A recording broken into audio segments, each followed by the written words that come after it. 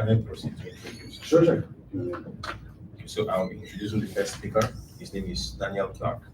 Daniel Clarke earned his bachelor's degree in electrical engineering and master's in computer engineering from Fairleigh Dickinson University in 2017. He was first a summer intern in Dr. Avimayan's lab in 2016 and came back after graduating. He's worked on a number of projects in the lab, mostly around building bioinformatics, web resources, databases, and software packages. In his free time, he enjoys hiking, soccer, and running. He is currently training for the Philly Marathon in November. Woohoo! Good luck.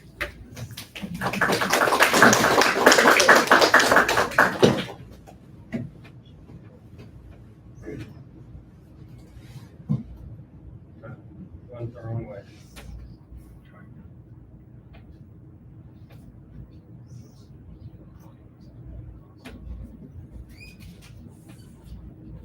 Okay.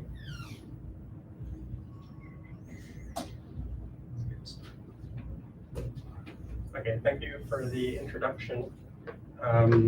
Today I'm presenting the GSFM or Gene Set Foundation model. This is a machine learning model our lab developed pre-trained on the massive collection of publicly available diverse gene sets from several sources. The Gene Set Foundation model was trained using human and mouse genes. Gene sets from these two resources I'll talk about, RumaGene and RumaGeo, both also developed in our lab. And for this project, we tested a variety of architectures and hyperparameters, but ultimately used a standard denoising autoencoder, pre-trained in a self-supervised fashion to predict genes missing from partial gene sets from these various databases. So one thing we know about machine learning is garbage in, garbage out. So let's take a moment to cover the data sets that we trained this with. So last year in communications biology, it's approaching 1 million gene sets extracted from 172,000 articles from PubMed Central. This RumaGene bot works by checking every Monday for new PubMed Central articles, scanning the supporting material tables in the article and the supporting material, and then it looks for columns that are overrepresented with valid human gene symbols. If it finds such a column, it extracts the column with the paper it came from, the supplemental material, and then the column name, and then it gives you this gene set. The gene sets extracted by this approach represent a large diversity of biological themes being derived from a wide variety of experiments and different assays and various pathway curation efforts. And in the paper, we showed that just taking these mostly unlabeled gene sets extracted from papers, and you can cluster them with gene sets which we know the function of from our resource Enricher. And you can see that the coverage of these, so this one here is just Enricher, and then this is RumaGene in the brown. So you can see it's covering the entire variance of the different gene sets, and then some. So there are parts of this database that are not reflected in Enricher, which are labeled gene sets. And then, we try and color to show like uniquely RumaGene clusters that we haven't really annotated yet, but are there. And we also found using just co-occurrence in these gene sets, we can already do pretty competitive gene function prediction for some common pathway libraries and biological processes. Another database that kind of went into this project is called the ArchES4. If you guys haven't heard of it yet, the ArchES4 project came out of our lab several years ago, continues to be a very valuable resource. Essentially, it's a cloud alignment pipeline that uniformly aligns mostly human and mouse RNA sequencing data samples from GEO and SRA. That's the gene expression omnibus. There are now over 1 million human and over 1 million mouse samples in this database that have been aligned and packaged into a data frame you can download and use. And there's also a website that lets you explore this.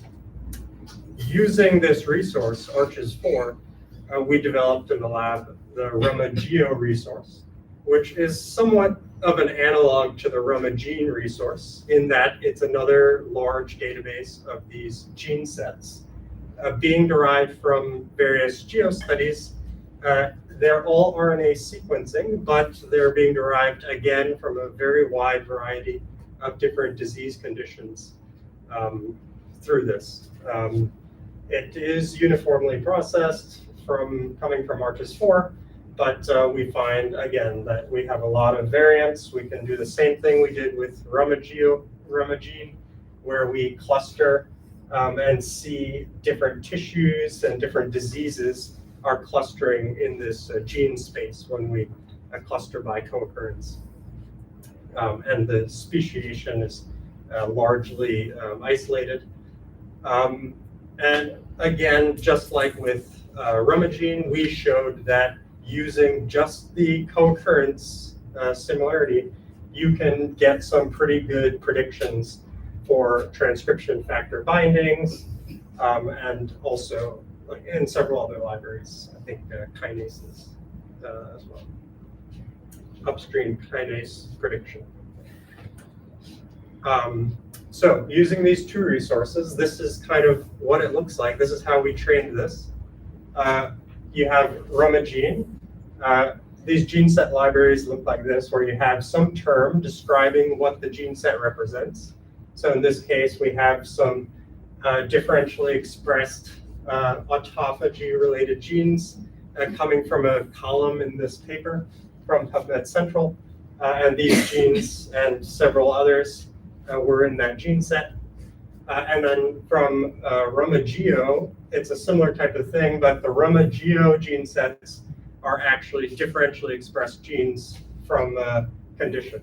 So you can actually see in the term the actual samples that went into computing this differential expression, and there's various geo-extracted metadata associated with that gene set.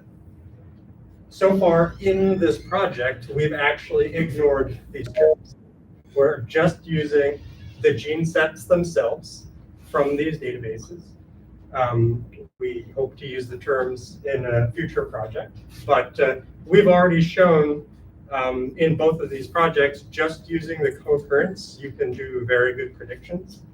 And what we want to do is do even better by applying machine learning approaches. So for each gene set, we take it, we put it into this model, and the model works something like this. The gene set for every gene in the human genome is here. If the gene is in the gene set, it gets a 1. If it's not, it gets a 0. So this is a rather sparse vector. Furthermore, we randomly drop out some of the genes that we were given so that it doesn't have that information. And we feed it through this feed-forward neural network. And actually, we also, derived features also get dropped out. So we're applying a lot of noise. We're reducing the dimensionality of the vector from 20,000 to like 128, and then back up on the other side. And then we're trying to predict the genes we started with, even though we've hidden some of them, right? So it gets pretty good at essentially predicting these partial gene sets. So, you didn't give me the whole gene set, but I think these genes are in. Why? Because in all these gene sets from these resources, those genes were together, right? So that's kind of how it's working. We minimize binary cross entropy, and that's how we train it. Then when we want to evaluate how good is it doing when we compare it to other methods, what we've done is we're taking gene sets, this time not from Rumagene or Rumageo, but from enricher. These are things like Go, KEG, GWAS, like these annotated gene sets that we know about. And we take a 50-50 split randomly. We give the model only 50% of those genes, and we say, oh, how good is it at recovering the genes we did not give it? When we do that, we can compute a receiver operating characteristic, measure the area under the curve, and that gives us kind of our benchmark for how good the model is doing, and also how good some of these other methods are doing.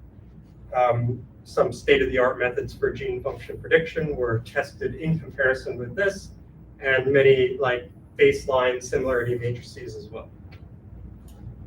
So all in all, at the end of the day, jumping a lot of work, this is kind of what we found. The models we came up with work very well across these different resources.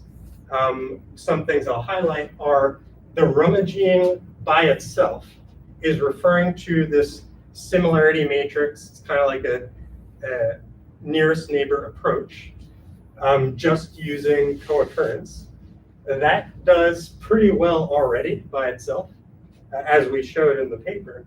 But there's this other method called PRISM-X that we developed also in the lab that was shown to do better, at maximizing the entropy used for making the predictions. And that method, as we would expect across the board, is doing better than just using the similarity matrix. And here again, we're finding that when we use this new machine learning approach, the GSFM, with the same underlying data, we're doing even better.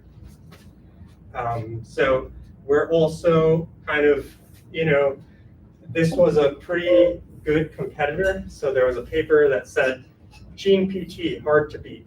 What they did is they took gene sets, they gave it to ChatGPT, and they used those embeddings.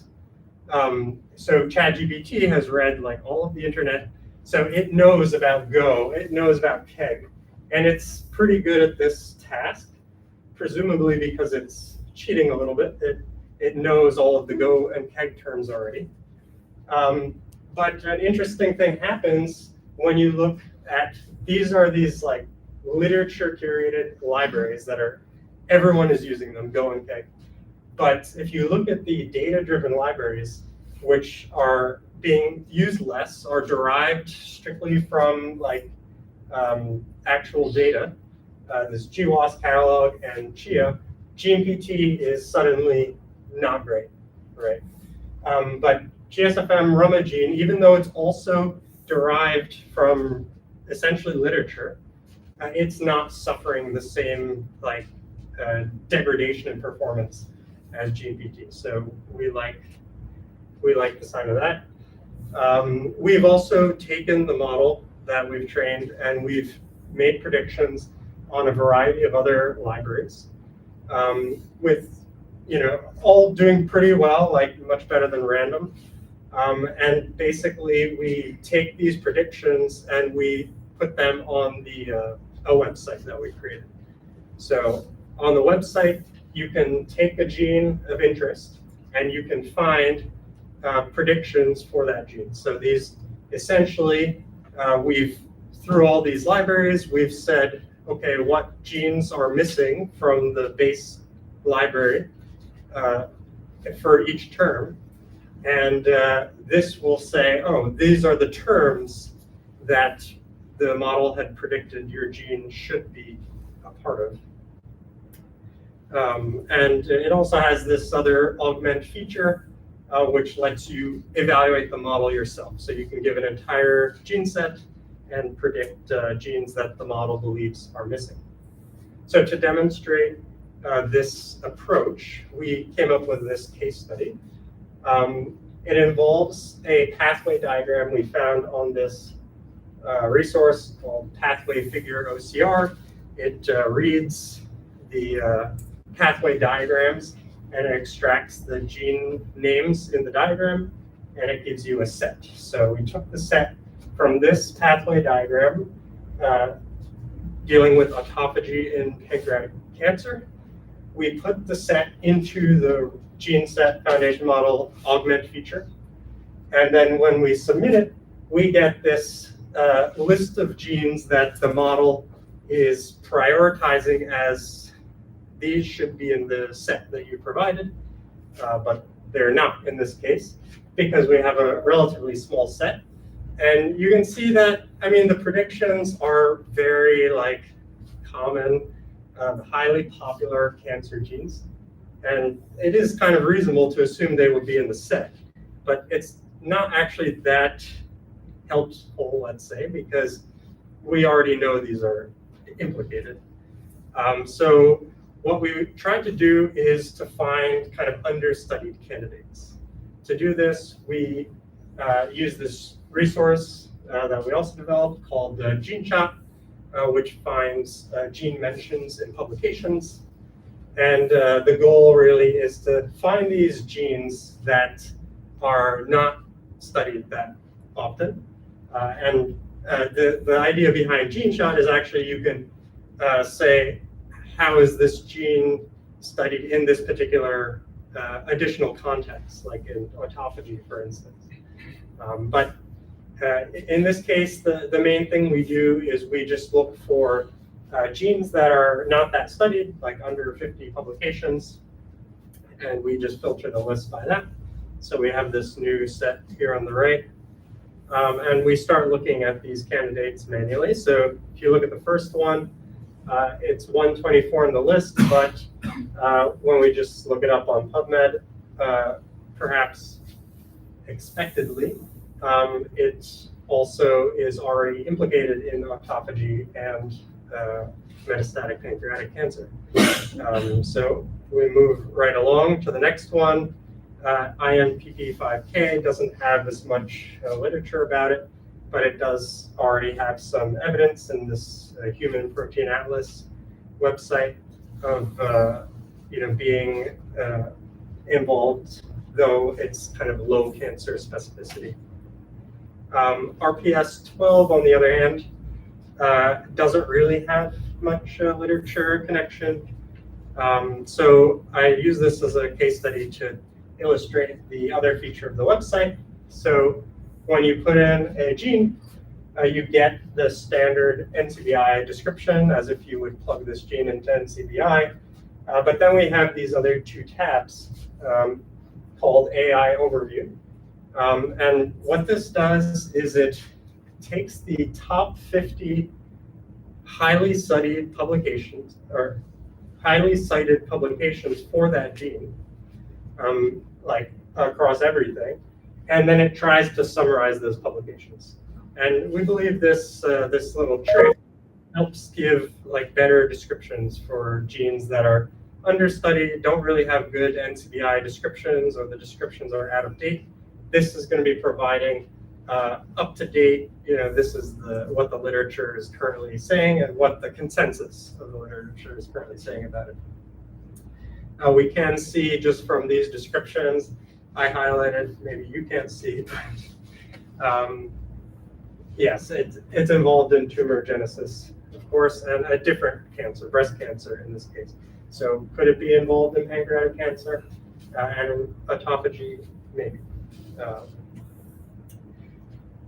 Then if we go further down on the page, these are these gene predictions that I mentioned. So basically, the ones that are blue, we already knew. The model predicted them, but we already knew them. And the ones not in blue, the model is predicting that these terms. So it's predicting that in this case, this particular transcription factor, P1, should be target of to regulate this particular RPS12. So maybe this is plays a role in pancreatic cancer. We don't know. That's for other people to. We can look into it in the future. So just concluding now, something that we want to do to improve this work. So as you saw, the outputs from the website require some type of novelty to really be that useful in new directions. So we want to just add that straight into the website.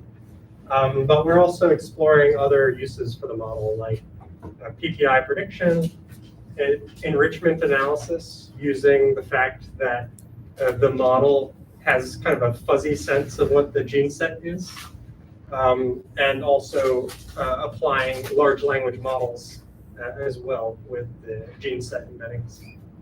So the model is available on Hugging Face for people that want to play around with it, and the website is available at gsfm.mindlab.com. We're on bioRxiv, and we're currently under review. So thank you. I'd like to acknowledge the members of the Mind Lab and the summer scholars as well. Thank you.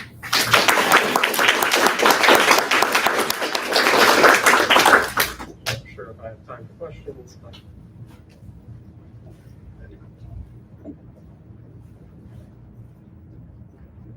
Okay. If not, I will introduce